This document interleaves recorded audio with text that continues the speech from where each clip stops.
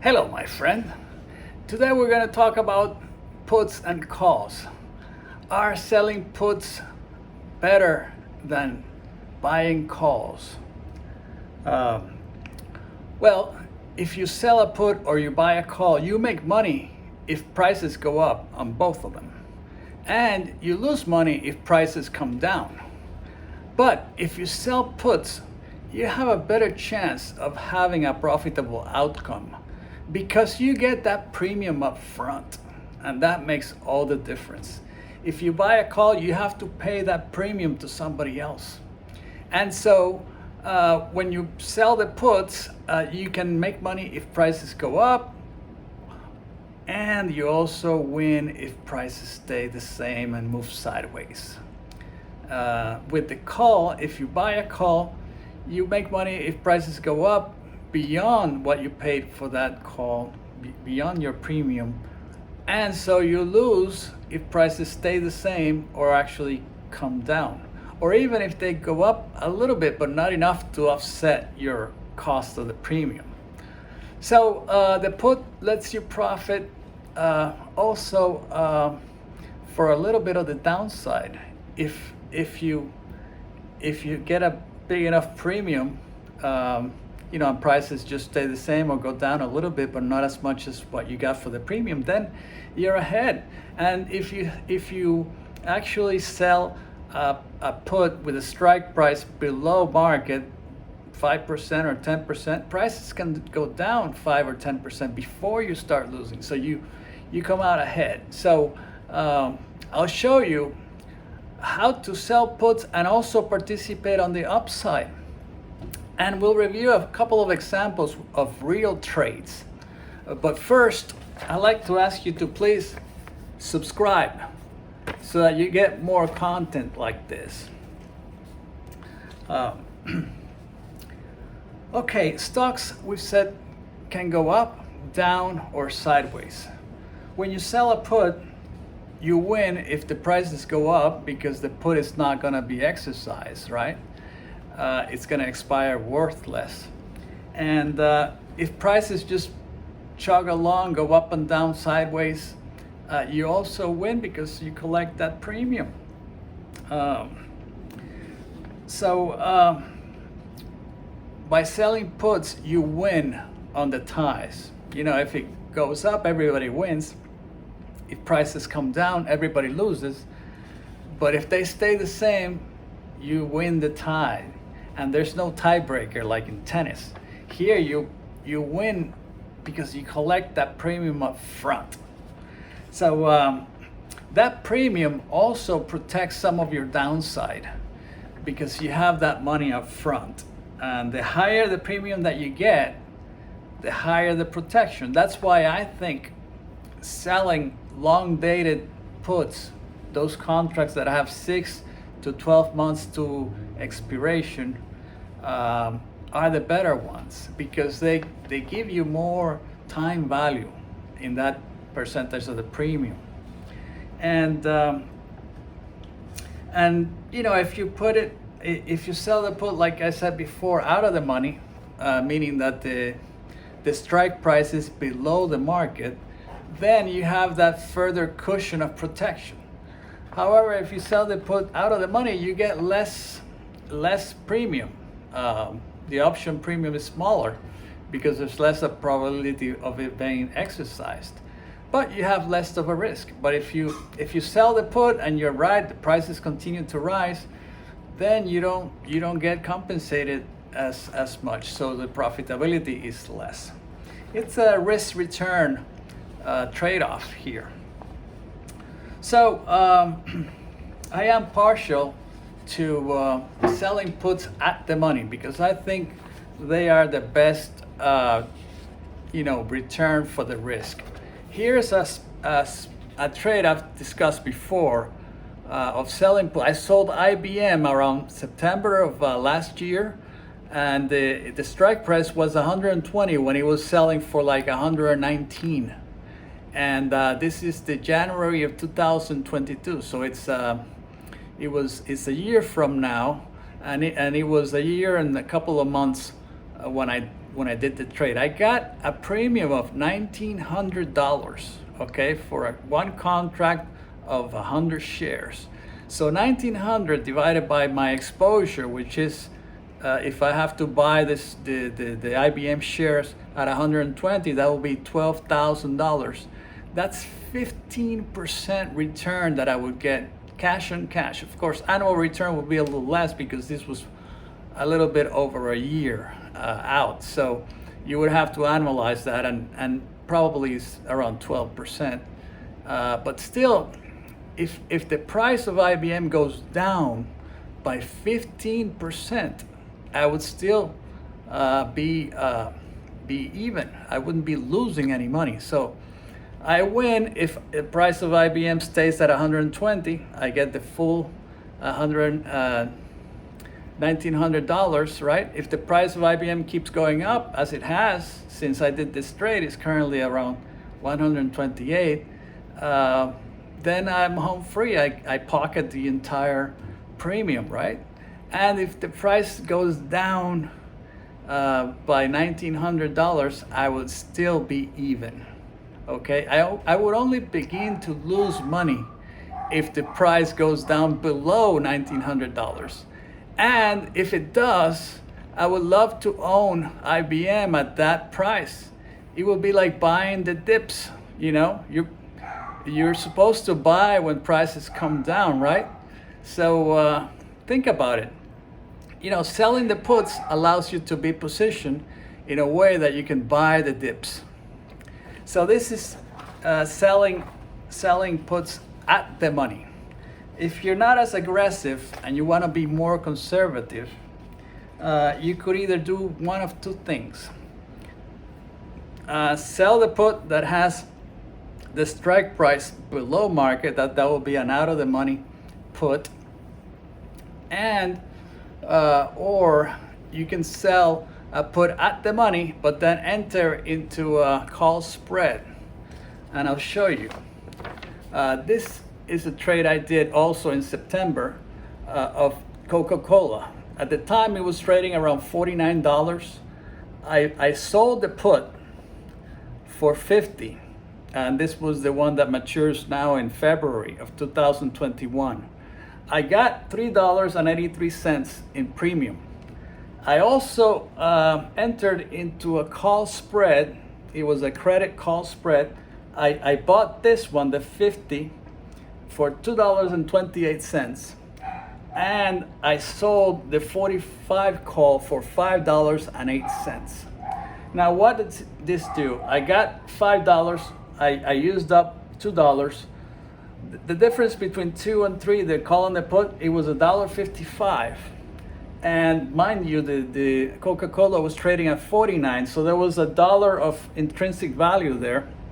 But the difference, the reason I got more money for selling the put than for buying the call is because the dividend is embedded into the put premium.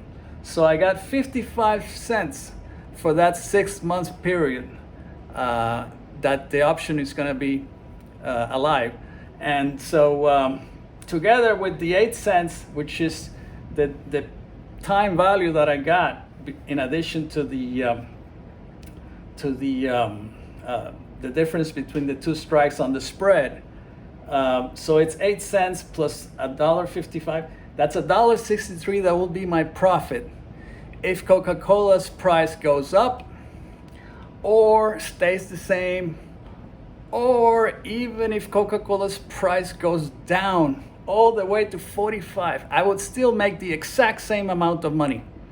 And why is that? Because the losses I suffer on the put, I make up on the short of the call that I have here.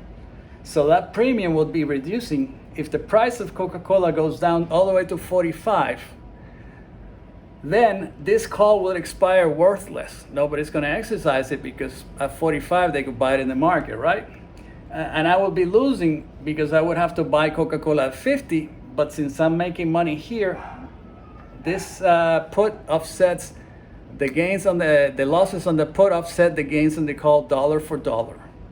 So if the price of Coca-Cola goes down below 45, I would still be making money all the way to $43 because of the $1.63 that I got up front. This is premium that I received up front. And therefore, you know, I wouldn't start losing money unless the price of Coca-Cola went down below 43. So at that price, I would gladly own Coca-Cola. So if it goes down below 43, then I would, you know, be happy owning Coca-Cola. This is a trade that is going to be unwound in a month, in February. So it's now January of 2021. This expires in February 19, 2021. So we'll see, we'll review it. But it's just an example of how to make money. And in that example, I make money if the price goes up, if the price goes down up to 45, or actually up to 43, or if it stays around in between.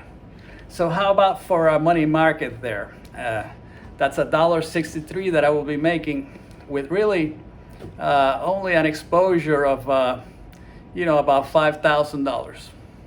So that's 100. I will be making $163 because it's 100 shares. So all right, so that's an example. If you want to participate on the upside of, you can choose to sell a put that is deep in the money. This is an example. This is the market price, and this is the strike price. It gives the holder the right to sell me the stock at a higher price than the market. So if the price of when I sell this, I get the premium all the way from here to here. So it's a big premium because part of the premium is the intrinsic value, right? The other part is the time value. And if I sell this this put for 6 or 12 months, then there's a lot of time for me to make money here, because that premium is going to decay if the price of the security starts going up. So I would ride the upside all the way up to my strike price, right?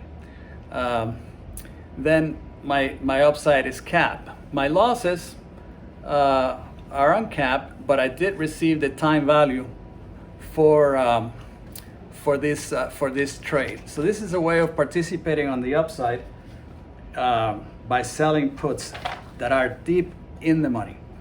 Okay.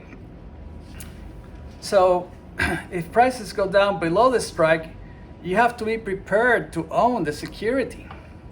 If this happens, you would buy the stock at a cheaper price than you could possibly buy it today by the premium that you received. That is why I say that you buy the dips when you sell puts. Only sell puts of those stocks that you would not mind owning. And the next video I make, I will discuss how to pick stocks, what criteria to use to pick stocks that you will be selling puts on. It has to be very specific because you might end up owning these stocks and you have to be comfortable with them.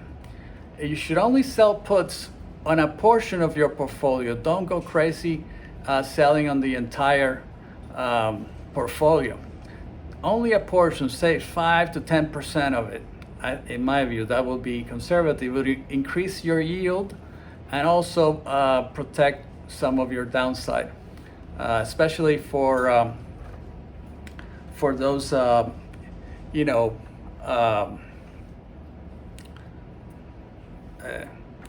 well, anyway, when you sell puts, you have to use cash collateral or securities. If you have securities in your account already that are readily marketable, that have high volumes, they can be used for collateralizing the exposure you have on the put.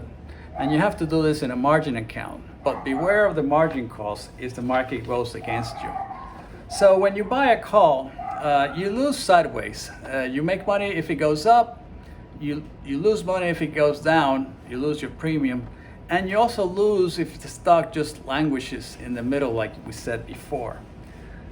So if you sell or if you buy out of the money calls to pay a lower premium, like a lot of people do, then you lose money if it goes sideways, or if it actually goes up a little bit but it doesn't reach the strike price, the market price doesn't reach the strike price plus the premium that you paid. So the downside is capped by the premium that you paid. That's all that you can lose. But do you need to protect the downside all the way to zero? No, I think if there's a 10% decline in the price of the security, that's exactly the level that you might have to think to come back in. That's buying the dips.